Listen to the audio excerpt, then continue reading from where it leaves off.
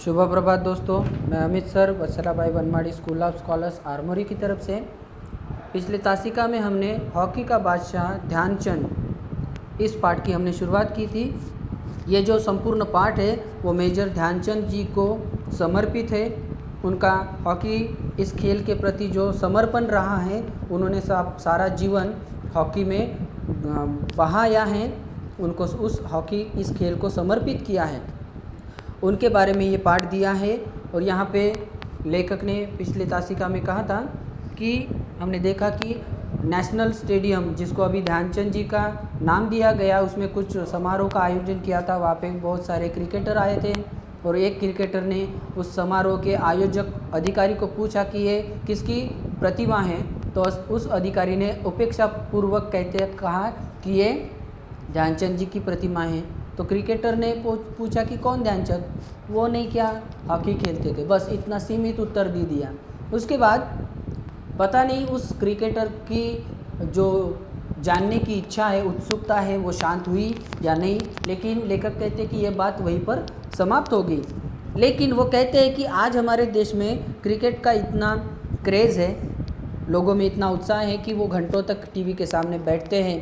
आज की पीढ़ी को हॉकी के बारे में, उनके नियमों के बारे में, या हॉकी इस खेल में किन किन महान खिलाड़ियों ने अपना जीवन व्यतीत किया है, इन सभी के बारे में आज की पीढ़ी अनभिज्ञ है, अनजान है, उनको इसके बारे में कुछ भी नहीं।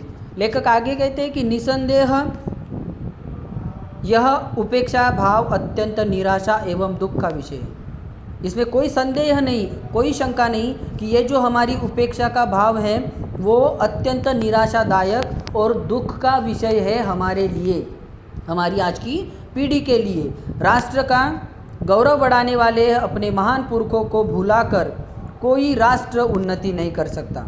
ये बात तो हर क्षेत्र में लागू होती है कि जिस देश की जिन महान व्यक्तियों ने शोभा बढ़ाई, जिस देश का उन्होंने नाम रोशन किया पूरी दुनिया में, अगर उन महान इंसान को अगर हम भूल जाए, आज की पीढ़ी भूल जाए, तो ये हमारे लिए बहुत ही शर्मनाक बात है।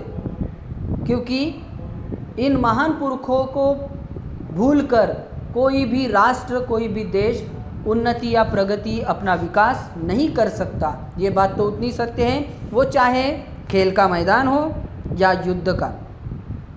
चाहे खिलाड़ियों को हम भूल जाएं तो भी हम अपने राष्ट्र की प्रगति नहीं कर सकते। युद्ध में जिन महान व्यक्तियों ने अपना खून बहाया, अपनी जान दी, उनको अगर हम भूल जाए तो हम अपने देश का विकास नहीं कर सकते। साथ ही साथ हमारे देश में इतने समाज सेवक हो गए, साधु संत हो गए, उन सभी को अगर हम भूल जाएं तो भी हम अपने देश का विकास या उन्नति नहीं कर सकते। समाज सेवा का हो या साहित्य सेवा का, कुछ विशिष्ट महान कार्य कर गुजरने वाले सभी जन राष्ट्र के लिए अनुकरणीय है, आदरणीय है। क्षेत्र कौन सा भी हो,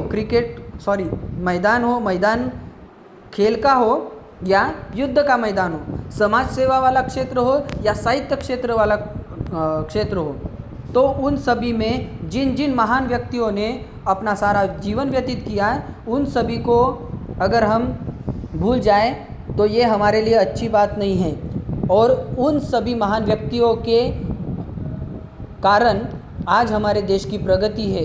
और ये सारे महान व्यक्ति जो है वो हमारे राष्ट्र के लिए, हमारी आने वाली सभी पीढ़ी के लिए ये सब अनुकरणीय है, आदरणीय है और प्रशंसनीय है। इन महान व्यक्तियों का हमें अनुकरण करना चाहिए।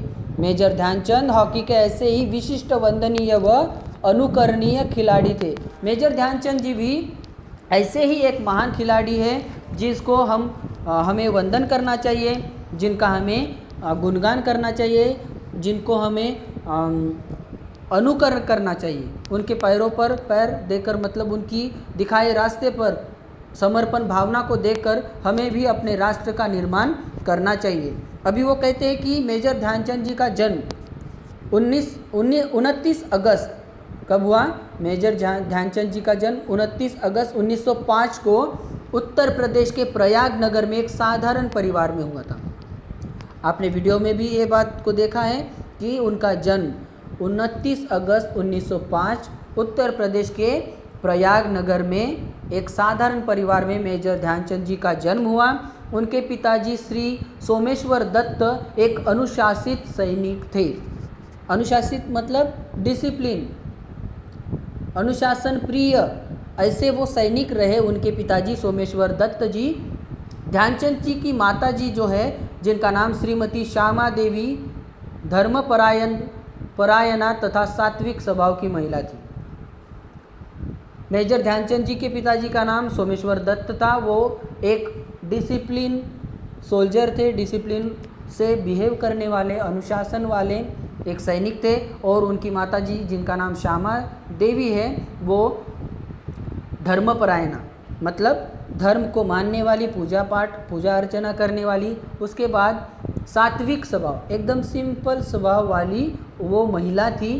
परिवार की साधारण स्थिति होने के कारण ध्यानचंद को उच्च शिक्षा प्राप्त करने का अवसर नहीं मिला, क्योंकि घर की आर्थिक जो हालत थी, इकोनॉमिकल कंडीशन बहुत ही कमज़ोर थी। इसकी वजह से उनको उच्च शिक्षा प्राप्त नहीं हुई। बहुत बड़े वो पढ़े लिखे नहीं हो पाए। साधारण शिक्षा यानी मामूली शिक्षा उन्होंने प्राप्त करके ही उनको संतोष प्राप्त करना पड़ा। मतलब प्राइमरी एजुकेशन, एक फॉर्मल एजुकेशन लेकर, साधारण शिक्षण लेकर वो उनको अपना समाधान प्राप्त करना पड़ा, उस पर ही उनको समाधान मानना पड़ा। वो कहते हैं कि ध्यानचंद ने बचपन में खेल कूद में कोई विशेष अभिरुचि नहीं दिखाई हो या किसी विशेष खेल में किसी प्रकार की दक्षता प्राप्त की हो, ऐसा कोई प्रमाण तो नहीं मिलता। देखिए, इतने बड़े महान खिलाड़ी मेजर ध्यानचंद जी, उन्होंने हॉकी में पूरे दुनिया में अपना नाम रोशन किया, अपने देश का नाम रोशन किया। लेकिन बचपन की अगर बात की जाए तो उनको किसी खेल कूद में उनको कोई विशेष अभिरुचि नहीं रही और कुछ खास इंटरेस्ट उनको किसी खेल में नहीं रहा, या किसी स्पेशल खेल में, किसी विशेष खेल में उनकी रुचि नहीं रही, उनका इंटरेस्ट नहीं रहा।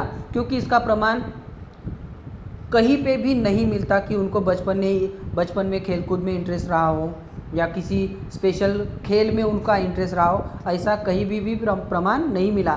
किंतु निश्चय ही उनमें बीज रूप में ऐसी प्रतिभा अवश्य निहित थी जो उपयुक्त वातावरण, प्रेरणा एवं अभ्यास से फलीभूत होकर इतनी देदीप्यमान हुई कि उसकी चकाचौंध के सम्मुख अन्य खिलाड़ियों की छवि जो है वो फीकी पड़ गई।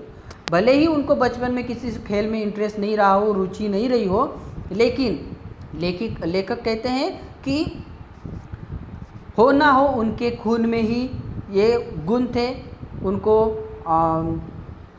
जेनेटिकल उनमें कैरेक्टर ही ऐसे रहे होंगे, अनुवांशिक गुण ही उनके अंदर ऐसे रहे होंगे कि उन्होंने आगे चलकर एक उपयुक्त वातावरण उनको मिला, पोषक वातावरण ऐसा उनको मिला, प्रेरणाएं मिली हो और कड़े मेहनत, कड़े अभ्यास से उन्होंने आज ये दैदीप्यमान कामगिरी उन्होंने हासिल की और अपना पूरा नाम पूरी दुनिया में उन्होंने लहराया, अपने देश का नाम भी लहराया और अपने जो खेल के प्रति, हॉकी के प्रति जो उन्होंने दैदीप्यमान कामगिरी की, उसकी चकाचौंध पूरी दुनिया में तो फैल गई, साथ ही साथ अन्य खिलाड़ियों की छवि भी उनके सामने फीकी पड़ गई। यानी बाकी लोगों का जो खेल है वो फीका लगने लगा दुनिया वालों को। मेजर ध्यानचंद जी के खेल के आगे बाकी सारे खिलाड़ियों का खेल जो है वो कम लगने लगा, कमज़ोर लगने लगा।